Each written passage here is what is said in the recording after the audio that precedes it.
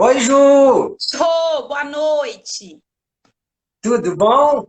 Tudo. Ju, tem um monte de gente entrando, gente mandando beijo já pra você. Ai, Olha, a Ana manda dizendo, beijo Ju, para minha todo querida. mundo.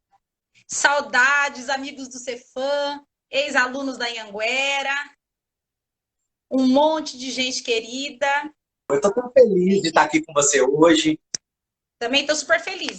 Ju, de verdade, eu tô muito feliz de estar aqui com você, viu? Tenho certeza que o papo vai ser incrível, incrível. Estou muito feliz também, Bom, Rô, e muito lisonjeada com o convite, porque eu sei que você só tem feito live com feras, assim. Então, eu estou muito lisonjeada com o convite e te agradeço imensamente. imagina, Ju, imagina. Obrigado, obrigado. Mas você é ótima também. Enfim, acho que o importante nisso tudo é a gente estar ali, né? Na pesquisa, na luta diária, fazendo da escola uma tentativa de um lugar melhor, de uma possibilidade de aprendizagem diferente, e discutir a pedagogia hospitalar com você hoje é literalmente mostrar o quanto que esses espaços são múltiplos, né? E o quanto que, Perfeito. enfim, que a gente precisa estar também neles. E esse lugar de fala é teu, né? Então não tinha como não te trazer para a gente poder conversar Obrigada. sobre isso. Bom, gente, vamos começar. Deixa eu apresentar para quem não conhece. Professora Juliana Mota de Assis Silva, é pedagoga e mestre em educação pelo Unicamp, é pós-graduada em psicanálise pelo Cefas, é Isso. Cefas, não? Pelo Cefas. Cefas, tá. Isso. E diretor escolar também em Paulínia.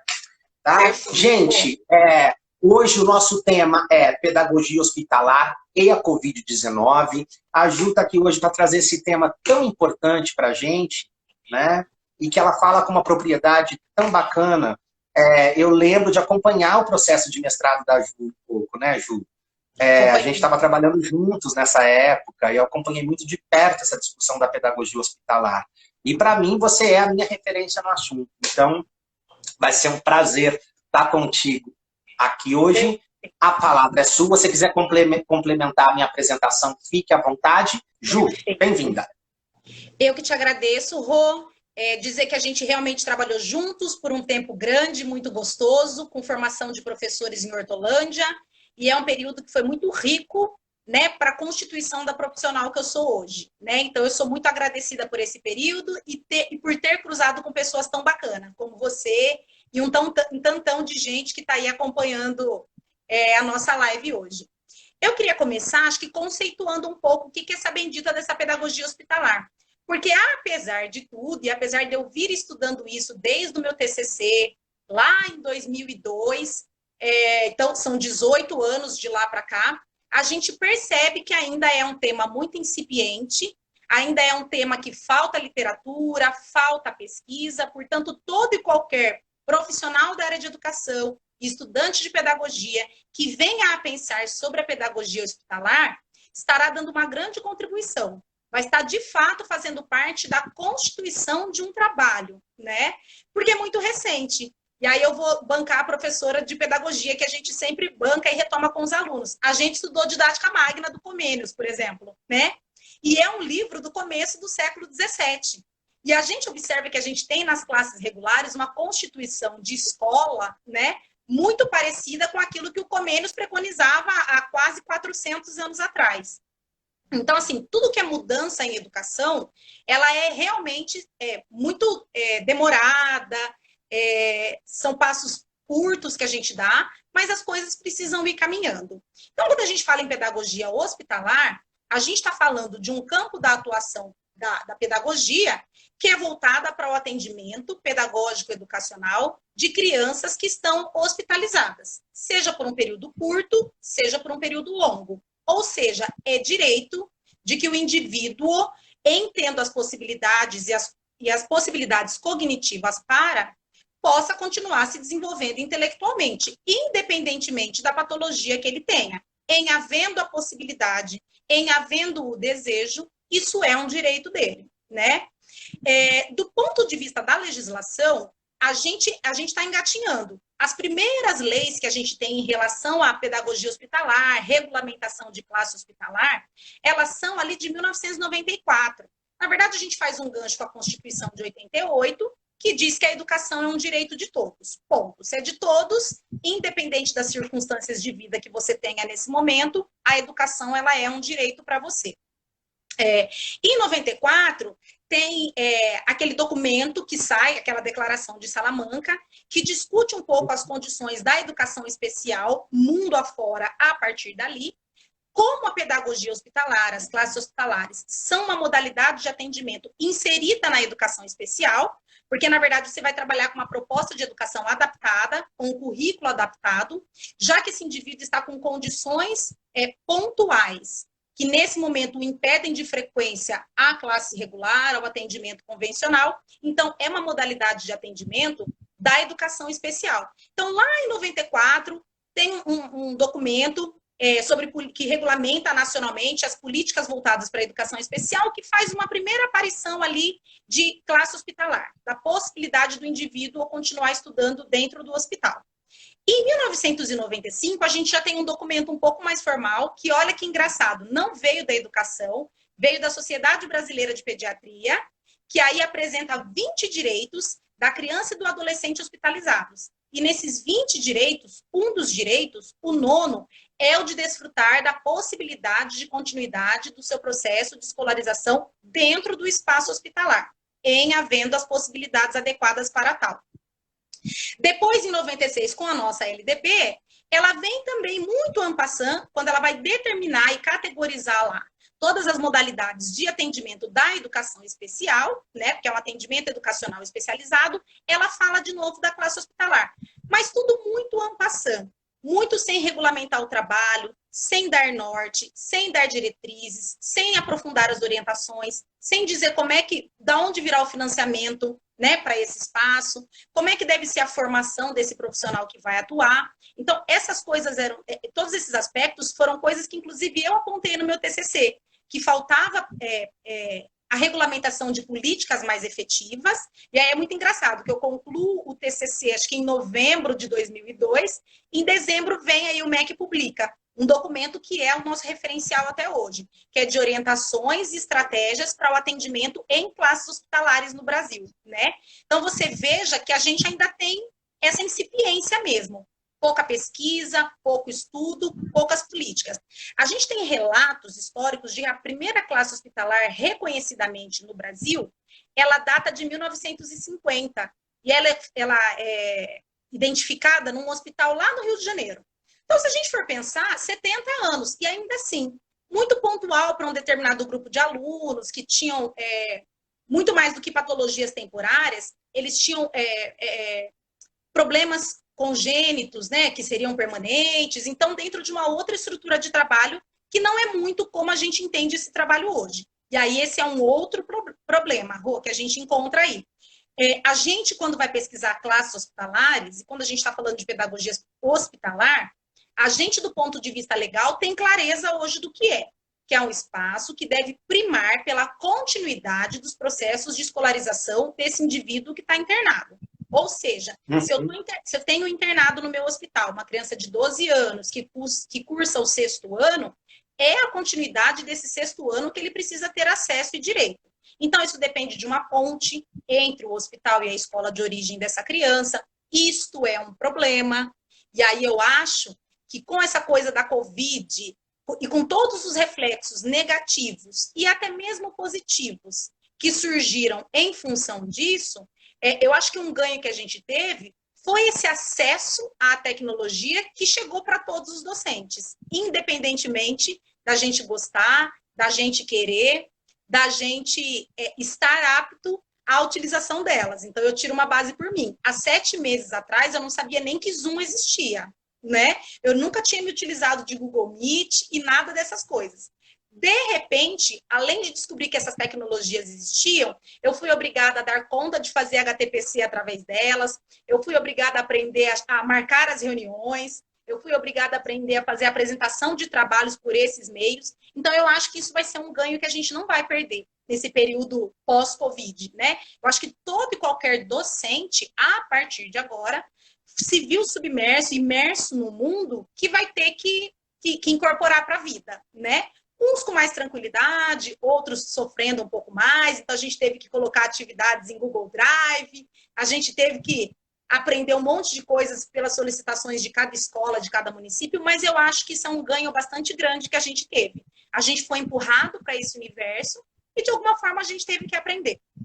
Então, eu acho que para essa interlocução entre classe hospitalar e escola de origem do aluno, eu acho que isso é um ganho agora e é um canal que fica facilitado. Por exemplo, e aí é muito engraçado a gente perceber os saltos tecnológicos que a gente dá.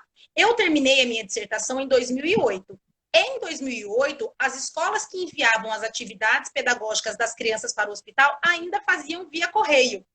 12 anos atrás, e não se mandava por e-mail, não, era por correio, era atividade impressa, e em função disso, muitas escolas não mandavam, esses documentos eventualmente extraviavam, e aí hoje a gente nem imagina mais essa condição, né? Porque hoje em dia, pelo celular, você manda, você compartilha, você tem... Então, isso é um ganho, né? Mas antes disso, eu queria dizer uma coisa importante. Quando a gente fala em classe hospitalar brasileira, a gente está falando ainda de atuações que são muito diversificadas. Quando eu fiz o meu TCC na Unicamp, por exemplo, que foi no Hospital das Clínicas da Unicamp, também havia um espaço chamado de classe hospitalar.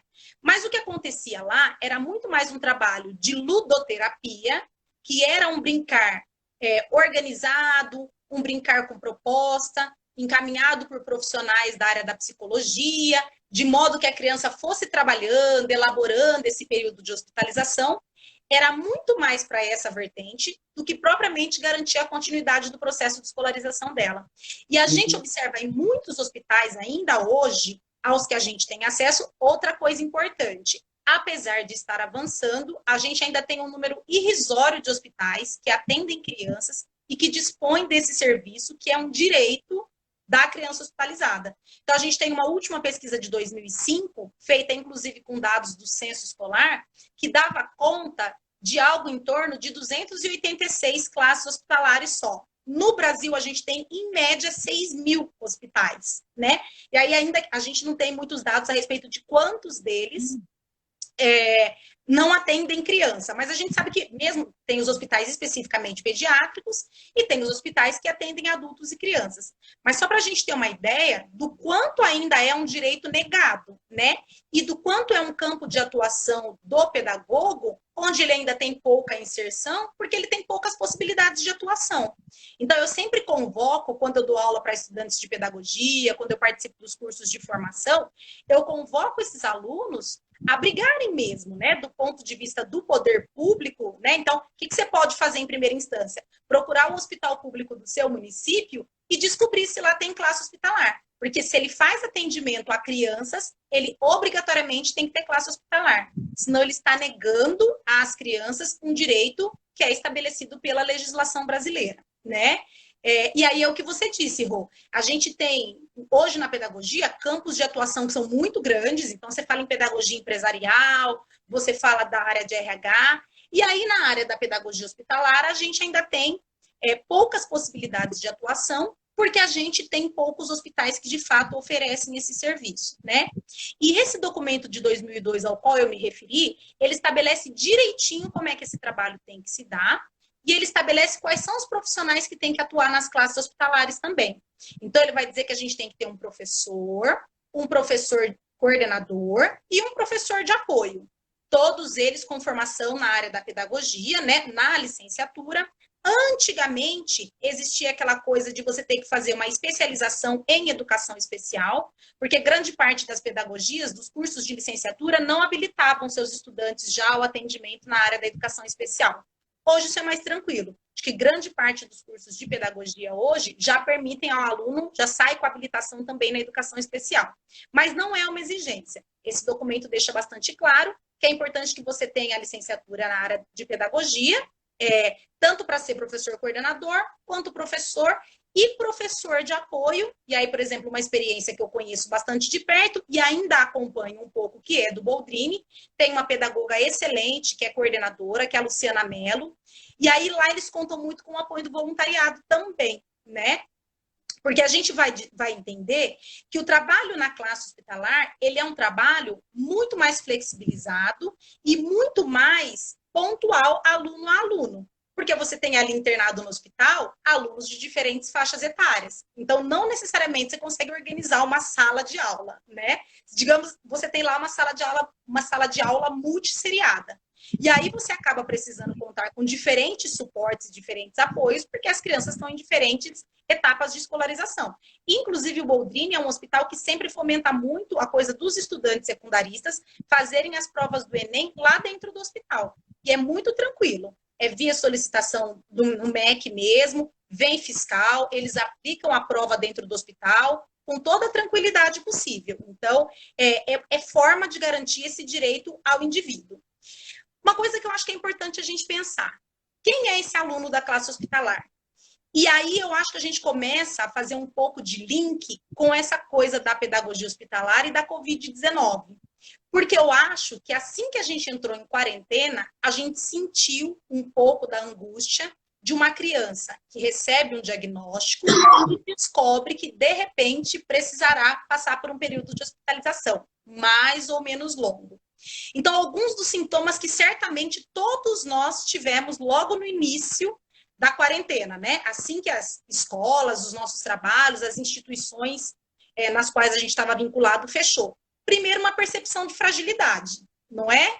Uma insegurança. Meu Deus, o que está acontecendo? Que vírus é esse? O que é que vai acontecer daqui para frente? Ninguém imaginava que isso se estenderia tanto, né? A menos, aí a coisa foi caminhando. Então, a gente foi sentindo esse desconforto, a gente entrou num estado de permanente ameaça, né? O que será que vai acontecer? Quais são os riscos reais que ocorram? Como é que eu me precavejo desse tipo de situação, né? A gente teve, quer queira, quer não, mudanças subjetivas e objetivas na nossa vida cotidiana. A gente alterou horários, a gente alterou rotinas. Quem tem filhos passou a convivência com esses filhos integralmente dentro de casa, porque eles também pararam de ir à escola. A gente precisou de novas configurações e rearranjos familiares durante esse período, seja porque ambos entraram em home office, seja porque um dos dois foi demitido do trabalho, né? Seja porque alguém passou a ter que ajudar as crianças com as atividades escolares, ou seja, a gente passou por uma reorganização familiar. Todas essas são características inerentes a uma criança e a um conjunto de famílias que descobrem que o filho é portador de uma patologia que acarretará num processo de hospitalização. Então, em princípio, tem um luto, tem uma dificuldade de entendimento, tem uma negação, tem um, ai meu Deus, o que é que eu vou fazer a partir daqui? E nesse momento todo, você não enxerga esse filho, esse indivíduo, na sua integralidade. Que eu acho que essa é a grande questão. A gente passa a olhar só para uma doença. Então, por exemplo, o Boldrini, ele trata crianças com problemas oncológicos e crianças com problemas hematológicos. O oncológico, ele tem um tempo de tratamento que é longo, em torno de 2 ou 3 anos, com períodos de hospitalização que são mais ou menos longos, intercalados com período de atendimento domiciliar, com recaídas, momentos em que você tem que voltar para o hospital, essa coisa toda. A criança portadora de uma doença hematológica, ela é uma criança portadora de uma patologia crônica. Vezes por outra, no decorrer de uma vida toda, ela passará por períodos de hospitalização. Mas até que a gente entenda essas coisas todas, você passa a ver só a doença. Então, logo de cara, os pais... Oi. Eu tenho um monte de pergunta, posso? Pode, deve, porque eu falo muito. Mas termina o raciocínio. Tá.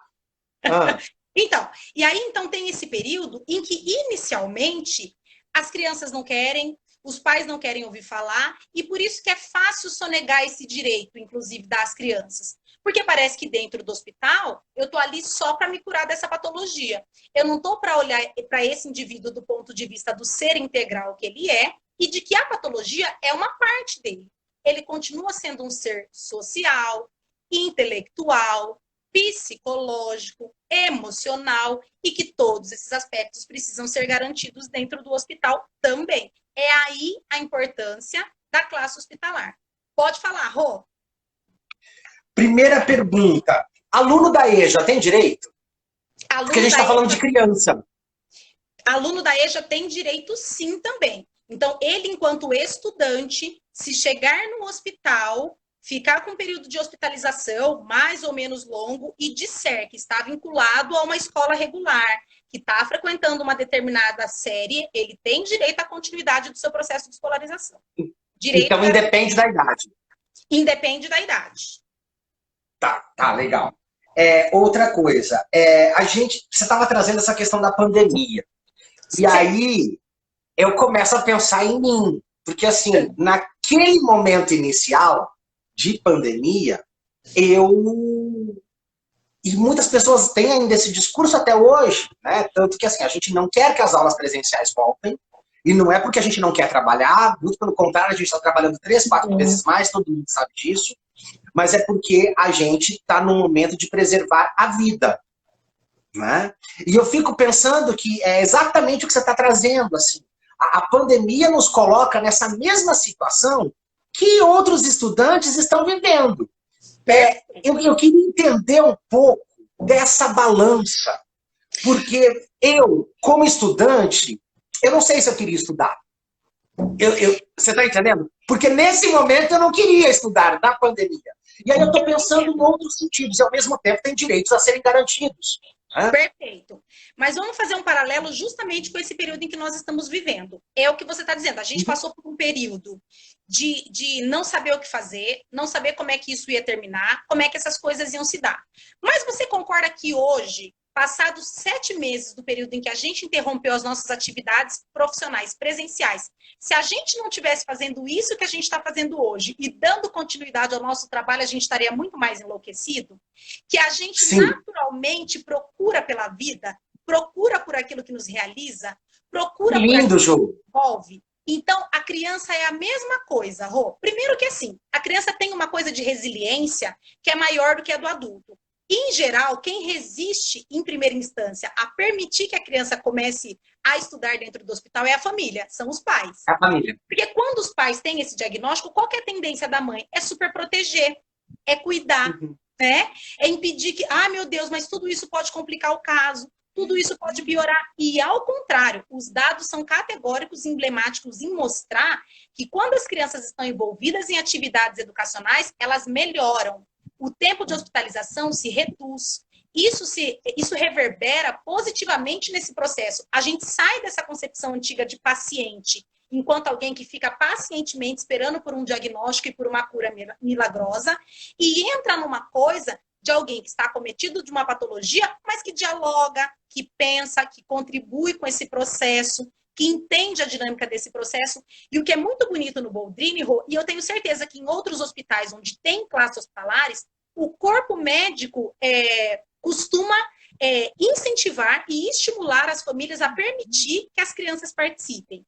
Né? Então, eles incentivam muito. Não, tem que ir, tem que fazer, porque isso tem resultados práticos, comprovados para esse processo de cura. Então, pense, olha você mesmo. Você começou despretensiosamente com uma livezinha lá atrás, que eram 3 ou 4 edições, já está aí na 14ª, está com proposta de atuação até novembro. Se a pandemia durasse mais 5 anos, vamos isolar aqui, mas, Ronaldo, você é alguém que faria, sei lá, comemoraria a 1000ª live, por exemplo, porque a gente tem essa necessidade. A gente não é só a doença, a gente não é só o temor de um vírus, a gente é vida, a gente é um ser pensante, a gente é um ser social, e as crianças também. Então, por isso que é tão importante resguardar esse direito que é dela, né? E o tempo todo, Rô, e aí, uma coisa que a gente pode pensar, mas mesmo em doenças muito graves, vale a pena? Ronaldo, primeiro que assim, a gente quando não está num processo de doença efetiva, né, quando a gente não está com nenhuma patologia comprovada, a gente fica com a falsa noção de controle da vida e age como se fôssemos durar mais 50 anos. Mas efetivamente, é uma garantia que a gente não tem. Qualquer um de nós pode, né, morrer, falecer amanhã. Se soubéssemos de antemão, por exemplo, olha, que um de nós dois vai ser atropelado amanhã, deixaríamos de fazer a live de hoje em função disso? Possivelmente não. Porque é um prazer estar dialogando, é um prazer estar refletindo, é um prazer estar revendo amigos queridos, é um prazer estar rememorando outras etapas da nossa vida e estar pensando em como é que a gente vai agir daqui para frente. Então, assim, vida é isso. Enquanto há vida, a gente tem que ter todos os nossos direitos garantidos. Não é porque, eventualmente, eu saberia que eu vou morrer amanhã, que eu não comeria hoje, que eu não estudaria hoje, que eu não desfrutaria de uma boa música, de uma boa companhia e de todas as coisas que eu gosto. Então, não há justificativa. Quando eu falei desse documento de 1995 da Sociedade Brasileira de Pediatria, que elencou direitos da criança e do adolescente hospitalizados, o último dos direitos, inclusive, ele fala que é o direito a uma morte digna no seio da sua casa, da sua família, quando todos os protocolos de atendimento clínico tiverem se esgotado. Você imagina que dureza que não deve ser isso. Para uma mãe, para uma criança, mas ao mesmo tempo, olha que bonito, você reconhecer que a finitude existe para todo mundo, então a gente volta nessa percepção de fragilidade que a pandemia trouxe para a gente, né? Por isso que eu acho que é um aspecto... Você não vai chorar, Juliana. Eu acho que é um aspecto positivo, né? Então a gente se deu conta de que a gente é humano, de que a gente é finito, de que um vírusinho que ninguém enxerga realmente pode levar-nos para outros lugares, né? Eu acho que trouxe a gente para lugares de introspecção, de pensamento e de emoções que a gente estava precisando revisitar. E que quando a gente é deparado com uma patologia, quando a gente é deparado com um processo de hospitalização, a gente se depara. Aí isso vem para a gente. E aí esse seu olhinho me diz, por exemplo, a respeito de quem é o profissional que vai trabalhar no hospital. Porque às vezes muita gente diz assim, eu não iria. Deus me livre. Porque as pessoas morrem. Bom, é verdade. Quando você está dentro de um hospital, a possibilidade de você encarar a morte, ela é maior do que a gente que está num espaço de escola regular. Apesar de que, vez por outra, alunos nossos morrem, colegas nossos de trabalho morrem. Isso é da vida, né? No entanto, ao contrário do que alguém possa imaginar, é um lugar de muita alegria, de muita produção de conhecimento, as crianças são ótimas, eles lidam com isso de uma maneira que tem muito mais a ensinar a gente aprende demais com eles, em geral, nesse contexto, do que a gente ensina.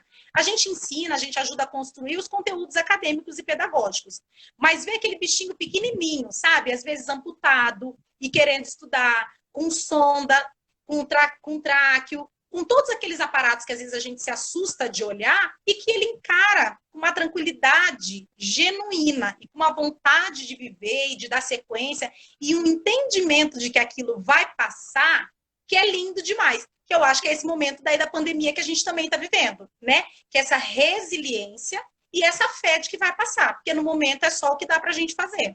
Mas baseado em certezas que ninguém tem, né? Não é só quem está doente nesse momento que não tem certezas de nada. A gente que teoricamente está saudável também não tem certeza de nada. Com ou sem pandemia? Não entendi, Rô. Com ou sem pandemia, a gente não tem essa certeza. Com ou sem pandemia, perfeito. Isso, a gente só se conscientizou, eu acho que um pouco mais dessas coisas todas nesse momento.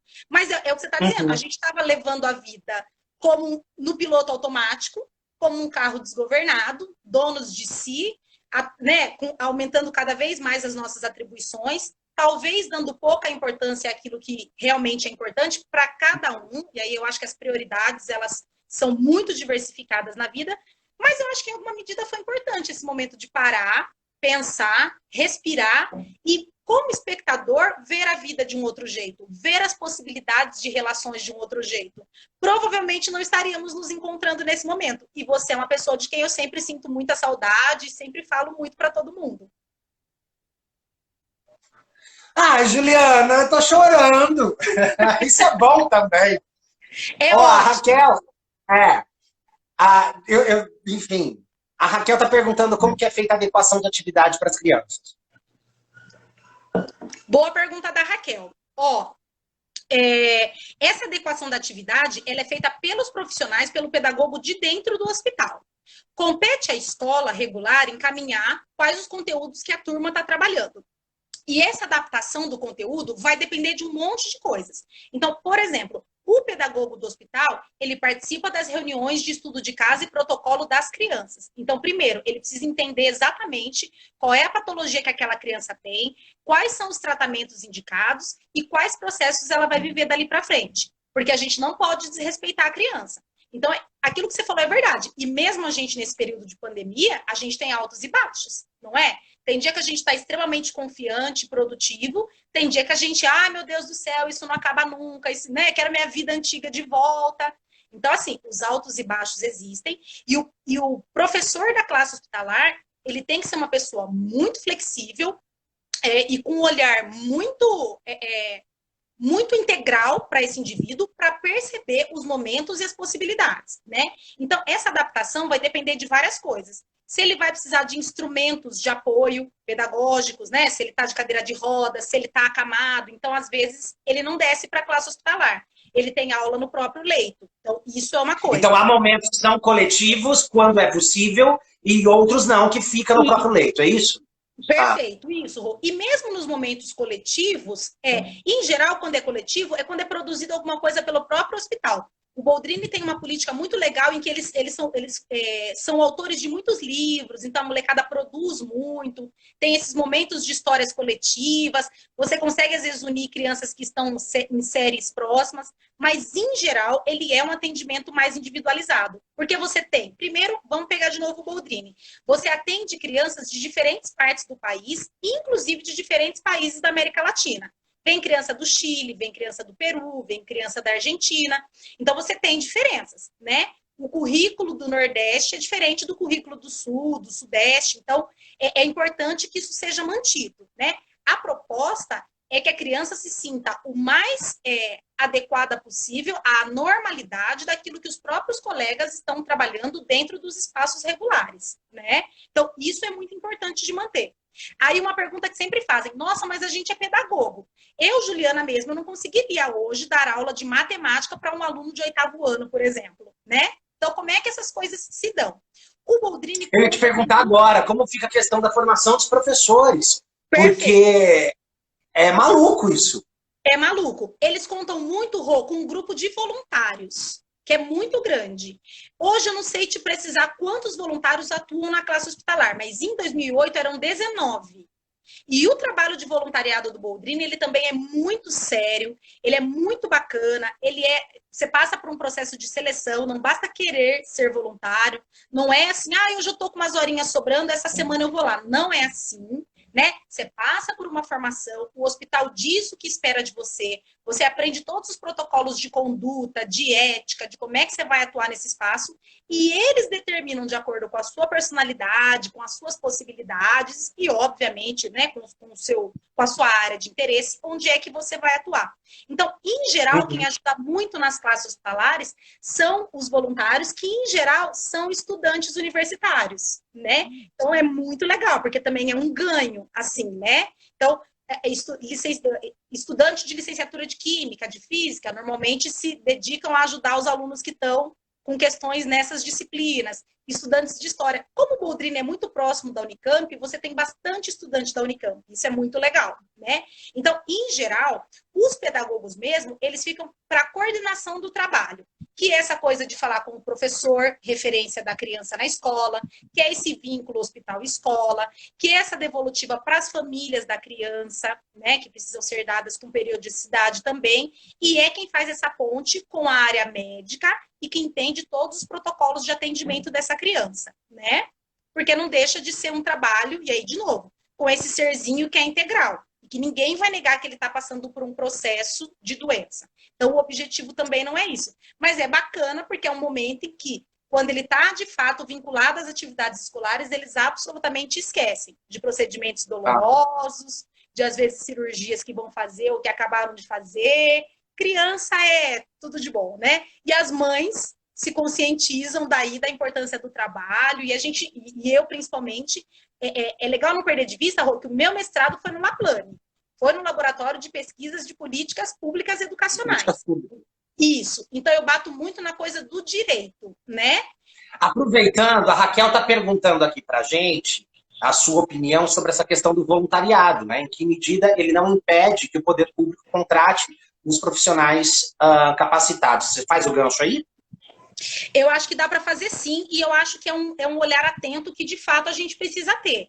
E aí, de novo, por isso que eu bato nessa coisa do direito. Não é uma caridade do hospital, uma gentileza do hospital ofertar esse atendimento. Isso é um direito do paciente em idade de escolarização ou que esteja vinculado a uma escola regular. É interessante essa questão da Raquel, e eu acho que sim, é uma coisa que, em a gente adentrando esses espaços, a gente precisa prestar atenção. No Boldrini, pessoalmente, eu não observei isso. Era um trabalho muito bem organizado, muito bem orquestrado, e era isso. A gente está falando de um período em que a gente não tinha uma tecnologia tão efetiva e que dava tanta celeridade para o trabalho. Então, era telefone mesmo. Tinha que ligar para as escolas, tinha que vir via correio as atividades, né? Esse contato era todo mais moroso. Hoje, com o avanço da tecnologia, que inclusive eu penso nesses ganhos. Hoje em dia, uma criança internada, por exemplo, em hospital, a classe hospitalar ela pode organizar uma reunião no Google Meet, por exemplo, com os colegas e com a professora da escola regular, e a gente consegue ter uma outra dinâmica de trabalho que é muito mais bacana, inclusive, para essa criança. Mas eu acho que é uma coisa para a gente se atentar, sim. O voluntariado não pode substituir o profissional. Tá, quando a escola, quando a gente tem dificuldade, no caso, com a comunicação com a escola, esses profissionais que estão lá, eles têm autonomia da criação de um currículo para poder trabalhar com a criança ou não? Como ela está matriculada em uma escola regular, ela tem que estar seguindo o que é prescrito aí pela própria escola. Ela tem que estar seguindo, em especial, porque as provas, as avaliações, tudo deve vir da escola regular. Agora, é um problema. Há escolas que são muito resistentes, que não justificam, mas não conseguem fazer os envios efetivamente. Isso é um problema. E aí, o que muito nos entristece, a maior parte das escolas que tem algum tipo de dificuldade nesse trânsito são as escolas públicas. As particulares, em geral, são mais participativas e colaborativas nesse processo. As escolas públicas vêm melhorando, vêm entendendo, e aí, de novo, é importante também para a gente que é professor das escolas regulares, né? De que quando o seu aluno está hospitalizado, não é um a menos que você tem na sala. Muito pelo contrário, é um que você vai precisar continuar atuando, contribuindo, sendo responsável pelo processo de aprendizado e de avanço educacional desse indivíduo. Então, as provas devem vir da escola regular, muita coisa é feita entre a professora da escola regular e a professora do hospital. Então, também existe isso, uma ética desse profissional do hospital não passar à frente do trabalho que é feito pela escola regular. A gente sempre deixa isso bastante claro, de que esse aluno continua sendo aluno da escola X, da turma do terceiro ano tal, da professora tal. Isso é importante de ficar bem claro, né? Porque daí eu acho que essa forma de contribuição ela fica mais efetiva. Mas acontece muito, viu, Rô? Em especial quando são de municípios e estados muito distantes. E aí, muitas vezes também, a própria família abdica. Ah, mas a gente vai ficar 2 anos aqui em Campinas, então não tem problema se ele reprovar. Isso é uma outra coisa também. Nível de escolaridade dos pais conta muito.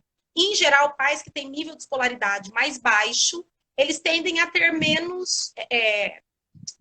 eles se preocupam menos com essa coisa da retenção, com essa coisa da reprova. Então, aí o trabalho de convencimento, né, desse direito que o filho dessa família tem de continuar e ser bem-sucedido na vida escolar dele, em geral, é um trabalho mais efetivo. E aí, em geral, multidisciplinar. Porque, para além da professora da classe hospitalar, normalmente aí assistente social também entra em questão, psicóloga quando necessário. Então, a gente tem de ofertar essa teia de apoio, mas nem sempre é um trabalho bem sucedido, não. Há crianças que, de fato, evadem das escolas regulares onde estavam estudando, o que não significa que elas não vão ser atendidas na classe hospitalar. Lá elas continuarão. Então, mesmo elas tendo evadido na escola, elas vão ter atividades ali no hospital. Perfeito, atividades no hospital, atividades acadêmicas, absolutamente tudo. Porém, como ela não vai passar pelo processo de avaliação, como ela está sem vínculo, aí a gente tem aquela parte formal, né? Secretaria Escolar Digital, por exemplo, a sede, você tem coisas do cunho administrativo da organização da escola, né? E da vida do estudante, e aí essas ficam prejudicadas, mas não significa que ele não vai ter direito a continuar estudando na medida do que ele queira, na medida do que seja possível para ele. Entendi. Olha, a Silvana Marco está perguntando como que fica a interação e a comunicação com as crianças quando elas são de outro país. E aí acredito eu que seja isso por conta da linguagem, né? A língua é outra. E lá, pelo menos, os que a gente viu foram só indivíduos, pelo menos no período em que eu estava, que eram aqui de países da América Latina. Então, é aquele espanhol, né? Mas, em geral, você consegue uma certa compreensão. Quando as escolas desses países também mandam as atividades, aí é isso. Qual que é a responsabilidade das pedagogas que estão ali? Disporem de profissionais que sejam aptos e capazes de ajudar essa criança. Ainda que eles não consigam, elas fazem ponte com quem poderá ajudar. E aí entra uma questão de um trabalho voluntário, né? Até porque, Rô, em alguma medida, e aí pensando um pouco até no questionamento que a Raquel fez para a gente precisa contar, sim, ainda com o trabalho do voluntariado, porque as especificidades são muitas. Como é que você vai contratar um professor para ser responsável pelo ensino de espanhol, por exemplo, né, dentro de um hospital? De quanto em quanto tempo você tem um aluno que não fala português e que fala espanhol, por exemplo? Né? Então, assim, não faria sentido. Mas aí o compromisso que as profissionais da área da educação têm, e eu vejo a Lu muito aguerrida nesse aspecto, é de buscar as pontes e os profissionais voluntários que possam ajudar essa criança a ter o desempenho acadêmico adequado dentro do que ela tem direito a ter. Eu quero falar uma coisa também, Rô, pensando nesse link aí do que a gente está vivendo com a Covid. Eu acho que nós, professores das escolas regulares, nesse período de pandemia, nos aproximamos muito de algumas das características que os professores das classes hospitalares devem ter. Então, primeiro, é a coisa da flexibilidade, de planejamento, de estratégia didática, de ações, porque é isso. Às vezes você planejou uma coisa super legal para aquele dia, mas nesse dia o seu aluno não estava em condições de aparecer para a aula e as coisas não aconteceram, né?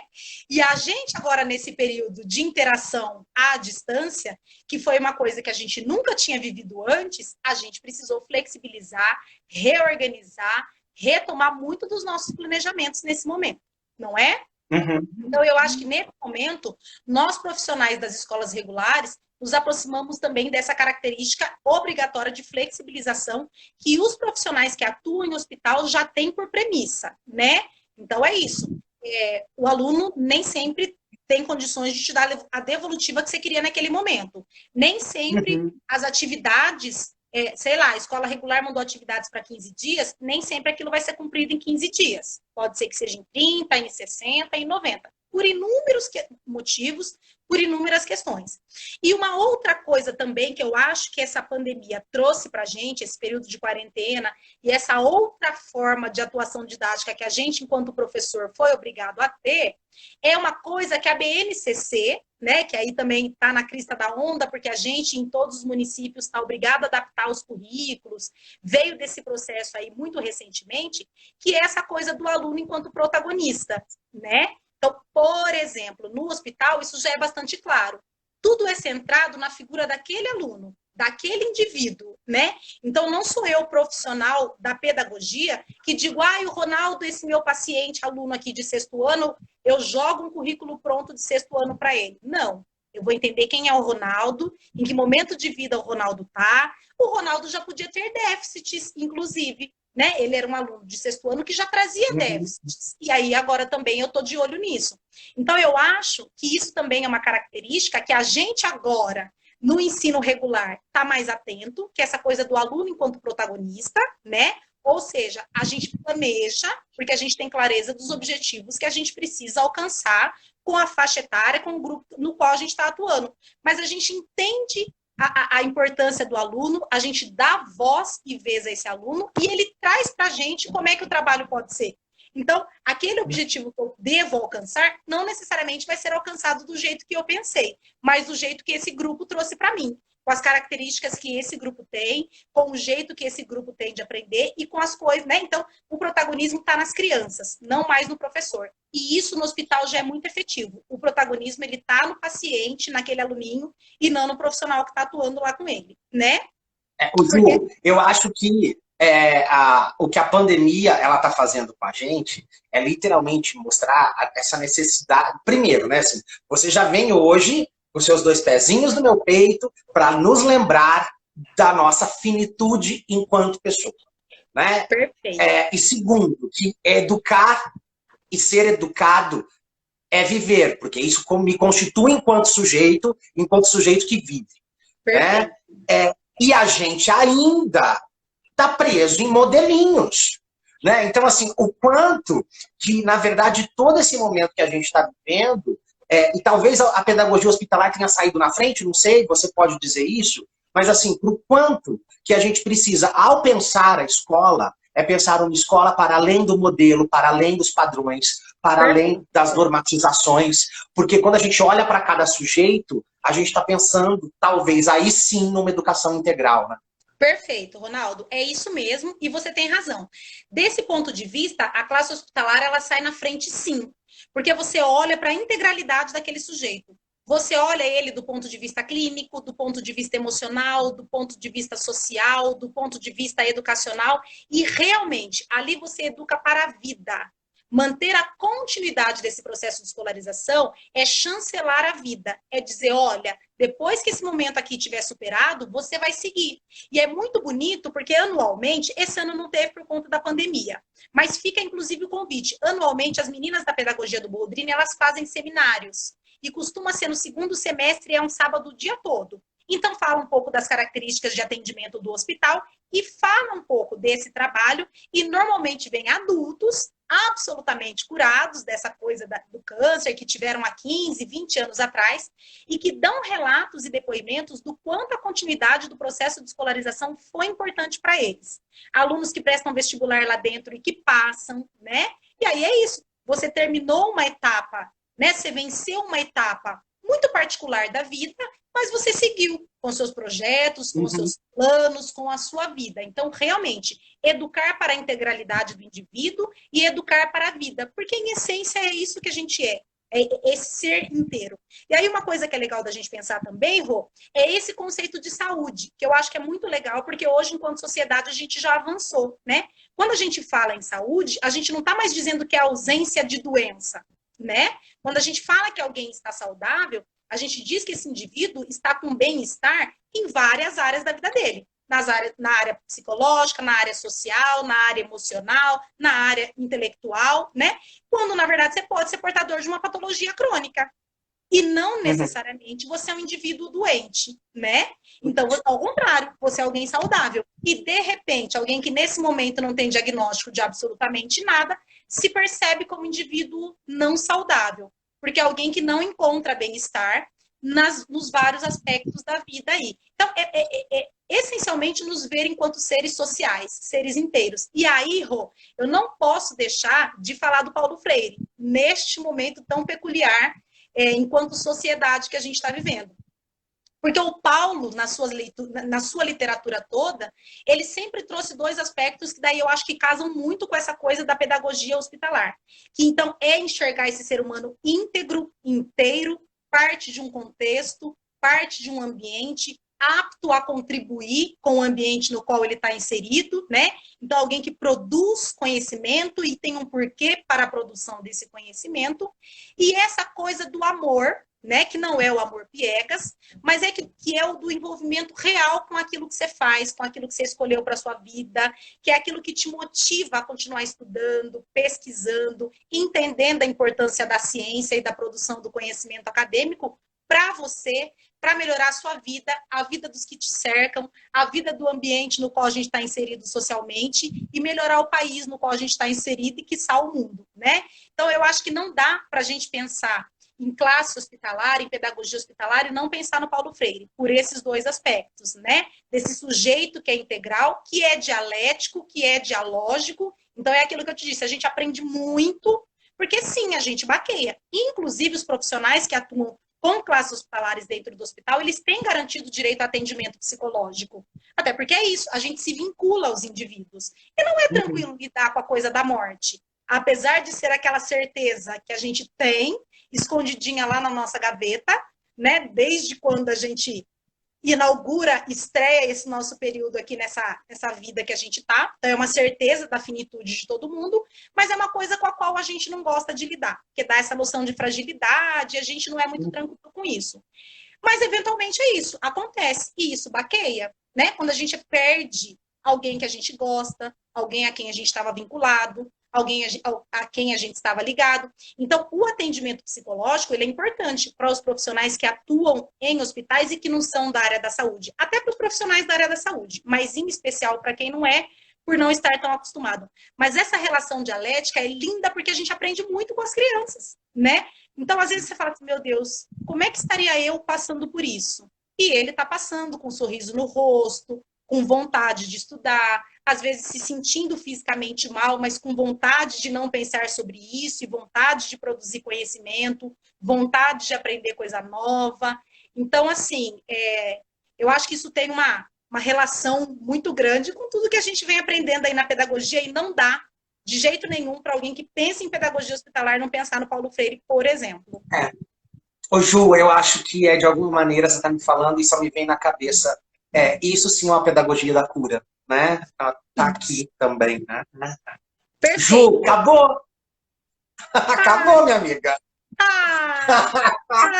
Não pode continuar? Não tem parte 2? Você quer bater mais papo? Olha, eu amei. Foi um prazer, assim. Você pode me chamar quantas vezes você quiser, que eu venho com todo o prazer do mundo, tanto porque eu gosto muito de você pessoalmente e tenho uma admiração profissional por você que é gigantesca, e porque eu gosto da possibilidade do diálogo, da reflexão. A gente faz as colinhas, mas teve um monte de coisas aqui que saíram que eu mesma também não pensei, também não elaborei, são coisas que vêm a partir dessas relações mesmo que a gente estabelece com todo mundo. Então é sempre muito gostoso. E o que eu tenho para a gente encerrar nesse momento, eu acho que é isso, que a gente deva atuar com resiliência, né, pessoal e profissional, porque eu acho que isso colabora com esse processo de fé, porque é isso, nesse momento a gente tem um processo de fé, já que a cura efetiva da Covid a gente ainda não tem, né? Mas a gente tem a garantia de que isso vai passar e de que a gente vai encontrar um mundo novo logo ali, né? Não digo que ele será melhor, não digo que ele será pior, mas ele certamente será diferente. E eu acho que dependendo de como a gente vê a vida, a gente vai conseguir encontrar mais ganhos do que perdas, porque eu acho que tem um monte de coisas aí que vieram para ficar e que a gente vai poder se aproveitar delas muito positivamente. Ju, que lindo, assim, eu só queria te agradecer e, assim, te ouvindo falar. Que mulher incrível, Viviana. Que mulher incrível que você é. Obrigado. Obrigada. Obrigado. E, assim, a gente estava conversando ontem, né? Devo ou não devo ir para o doutorado? Passou da hora, minha amiga. Vai logo para esse doutorado. Olha, já curti minha fase mãe, já lambi minhas crias. Isso, já lambi as crias, eu estou sentindo mesmo essa necessidade. Então, agora eu realmente vou me preparar para isso com muito carinho e com muito compromisso. E se Deus quiser, te quero na minha banca, tá? Opa, que delícia. Que delícia estar aqui contigo hoje. Obrigado. Eu te quero na minha banca, tá?